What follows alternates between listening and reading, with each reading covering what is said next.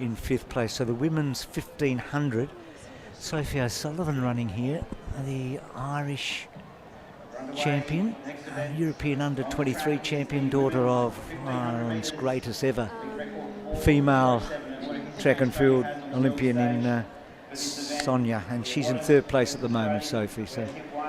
Yeah, she's got a very distinct running style, doesn't she, Sophie? You can see her on that inside there. Jayla HANCOCK-CAMERON now just moves around her outside shoulder. Morty Skyring behind her there. So a pretty good crop of women, you would say. They're looking to go through here at around similar 2:10 for that opening 800 metres. So they're out there nicely. It's Kumara there, the Japanese athlete, who's going to be the first one to roll with it. But this is Soph's first introduction here to 2025 out in Perth. So a beautiful time. And as I say that now, Morty Skyring wants to assert herself up towards the front here. Jayla HANCOCK-CAMERON, she's been great over last year. She started well in 2025. She's someone who can run relatively fearless because she can get out there and just in pursuit of a fast time. She doesn't need to worry about anything else. So a good start for her. So that time, if they get to 800 in 2:10, they're at about a 4:04 pace. If they get to 800 in 2:12, they're around about that 4:07, 4:08. Probably 4:07, 4:08 is practical, I think, tonight in these conditions. If they can break 4:10, they're doing a pretty good job. O'Sullivan's fastest time is 4 minutes .23, so that's outstanding, of course, but that's in different conditions to this. So she's the one that you'd be watching late, but we just don't know exactly what sort of shape she's in. She's in 5th place at the moment. Yeah, exactly. She's back in Australia now. She had a really good career over there at University of Washington, and she's an under-23 European champion for Ireland. Obviously, the blood of Sonia is always going to be coursing through you, so that's always a great advantage. But this will be great to see how she can kick off her 2025. She's just going to tail off Morty Skyring here. She looks very happy as well to just roll off the back at her and set that good tempo. Good kick on Sophie as well. When she's fit and when she's ready, she can really devastate a field over the last 400 metres. So just watch for her there.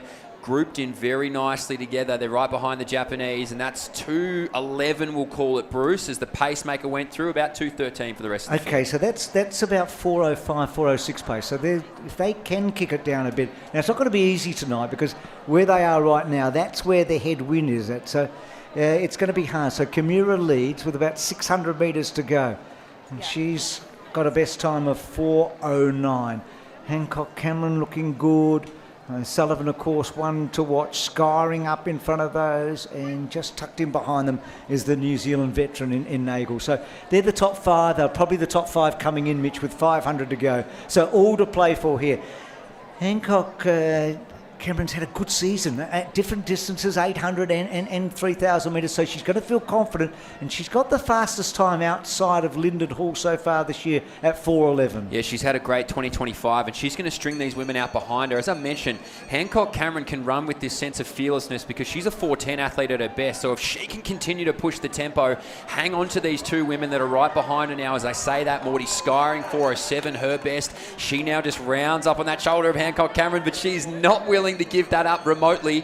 Sophie O'Sullivan, watch for her in that 3rd spot as well, Bruce. The kickers, they're about to start kicking. And it looks like it's going to be pretty quick, about a 4:06, 4:07 race, so 250 to go. And Skyring's now taken the lead from HANCOCK-CAMERON. O'Sullivan's absolutely poised. You talked about that rather unusual style of hers. It is different to what we normally see. 150 metres to go. Skyring, we haven't seen much of her so far this season. She had a big breakthrough last year. HANCOCK-CAMERON coming back, but O'Sullivan's taken the lead. Grits her teeth and goes away. Leads by 2 metres. The European under-23 champion from last year. A couple of metres in front of Skyring, and then HANCOCK-CAMERON. So the time's going to be pretty good here. It's going to be around about 4:06, and it's a meet record. It's quicker than we've ever had before at the Perth Track Classic at 4:07.21 that was. So it's inside that. O'Sullivan kicks home over HANCOCK-CAMERON and Skyring. That is a really good last lap. Sophie, congratulations. That last 200 looked really tough. Tell us about that race, and did you stick to your race plan? Yeah, I think so. I think when I got out to the start line, it felt fairly windy on that track, so I was like, I'll just wait to really go for the last 200 because it'll be behind you and you can kind of get going well. So yeah, got a win, so it was good. Yeah, you got the win, but you also got a meet record. I don't know if you know that, so congratulations. But you do represent Ireland. You did go to the Olympics. Congratulations. So how does it feel to be competing here in Australia? I'm super excited to be back in Australia. been a while since I raced here. I think I was in Perth when the Nationals were here the last time. So, yeah, it's great to be back.